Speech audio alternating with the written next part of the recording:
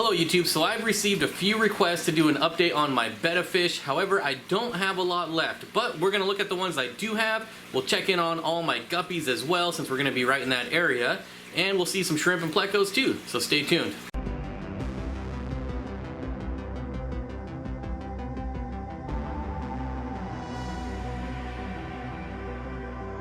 So we just saw this tank not too long ago, but we're going to scope it out real quick since this guy's hanging out right in front. This is a Teleogramma brachardi. I always like to get them on film. We got the killifish, the male and the female swimming around, and of course there is one of the bettas. This is going to be a better view, although we can still barely see her and it's having trouble focusing. This guy's looking happy as a clam though. Hopefully she'll come out front. I'm not seeing any of the other ones in here. There's two other females in here. So far everyone's been getting along pretty good, but I think she's just gonna hide in the back there. She's really camera shy. Every time I come out she just runs into the back. So again, just not a very good look at these females that are in here. She's slowly coming to the front. If she does make her way to the front, we'll check back in on this tank. So next up we have the 30-gallon long with the nano fish. If you remember, I did put 5 of the koi betta fry in here, and they're starting to grow up nicely. Now it is really dark in here because we have an insane duckweed problem. I'm actually going to start scooping this out right now, and hopefully we'll get a better look at it, but let me get that out as much as I can and then we'll check back in. So of course the water is all murky now, but you can tell it's way brighter, a lot less duckweed, still a lot floating around. I don't like to film myself doing that because I do have to pay attention. I use a net and just kind of skim the top. And I have to make sure I don't scoop up any shrimp because they like to hide in it. Obviously the fish swim up into it. So I really just like to pay attention because I don't want to kill any of these little guys. But now, maybe we can get a better look at all their color. So obviously one right here. What else do we got? One back here. There's actually a few back here. There's one there.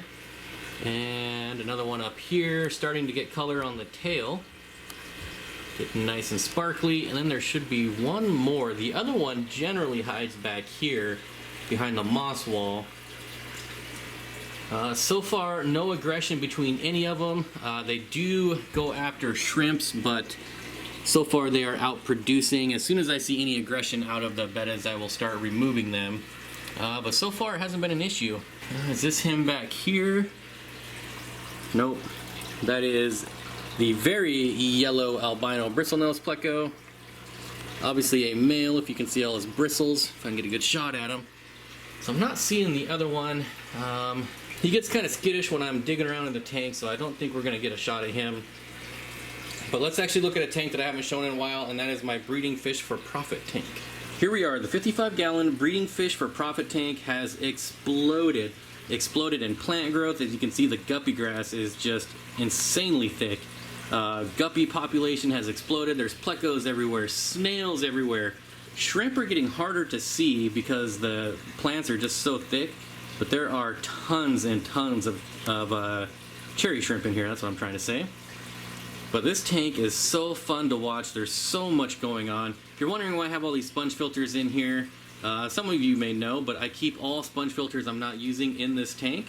So when I break down a tank, I'll throw the sponge filter in here and they will just go to town. The shrimp will clean it up, the plecos will clean it up. This sponge filter right here was just caked in algae when I threw it in here, and now I can actually see the sponge again. So pretty much just an easy way to clean my sponge filters. But let's see here. So the guppies, these used to be Russian red deltas, but then I introduced these guys back here.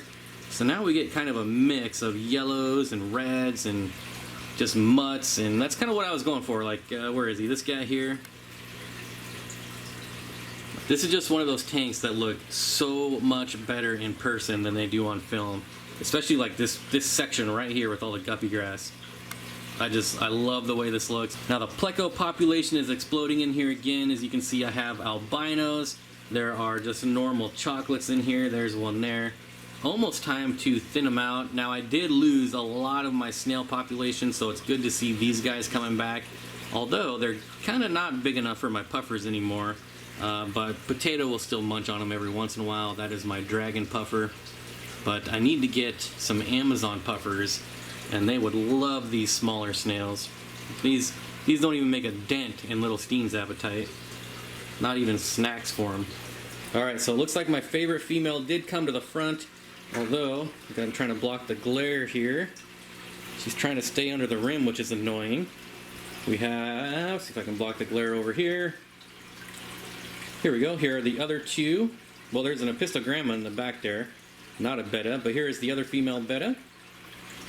Flaring up for the camera, just in time. Oh, here we go. Get out of the way. Stand over here. Probably the best shot we're gonna get of her, but I just love the blues on this one. Get out of the way, rainbow fish. Gosh. Alright, I think that's the best we're gonna get on her. Again, I'll check back in after we go look at the black Moscows and the other betta fish. That leads us back to the last one. These are the last of my guppies and the last of my betta fish. I know that seems crazy. I think at one point I had 16 bettas about 6 months ago. I went a little crazy, but it was fun giving them all away. They definitely all have great homes now. And I ended up with the best one, I think. This guy right here, Poppy Fish is his name.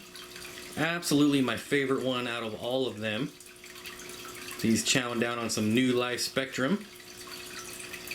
He did have a little issue with chewing on his fins, but his fins are starting to grow back and looking good again. But I just absolutely love this guy's color. He is definitely a fish that loves to show off for the camera. Pretty much, well, anytime I'm in here, he comes right to the front of the glass and starts flashing at me. I know he just wants food, but I like to think that we're buddies, and I'm just not here for food. But who am I kidding? Then over here we got the black Moscow guppies, which are way more active. They've gotten way more comfortable. As you can see, the last time I filmed these guys, they wanted nothing to do with me. They didn't come to the front of the glass at all. And if we look closely, every single female in here is pregnant. So we are going to have a lot of baby guppies in here in about 3 weeks. I can't wait. I'm super excited. I'll probably take Poppy Fish out, take the divider away, and just leave this whole tank for guppies. I'm super in love with these guppies. I'm so glad I finally got some black Moscows, and especially some high quality black Moscows. So thanks again to Ray's Aquaria for these fish. Thank you, thank you. This guy's always sleeping on the bottom. I feed him and then he goes to the bottom and goes to sleep. Takes a nap. So those are the only bettas I kept out of all the ones I got last year. These are the ones I fell in love with, the ones I will always keep, and I found new homes, great homes for all the other ones, and I just gave them away, so that was really fun to do. I hope you enjoyed the update on the bettas, the guppies, the shrimp, the plecos. I know I haven't shown the breeding fish for profit tank. Maybe I should dedicate a whole video to that one, I don't know. But anyways, that's going to do it for this quick update. I hope you enjoyed it, and I'll see everyone hopefully Thursday for the live stream.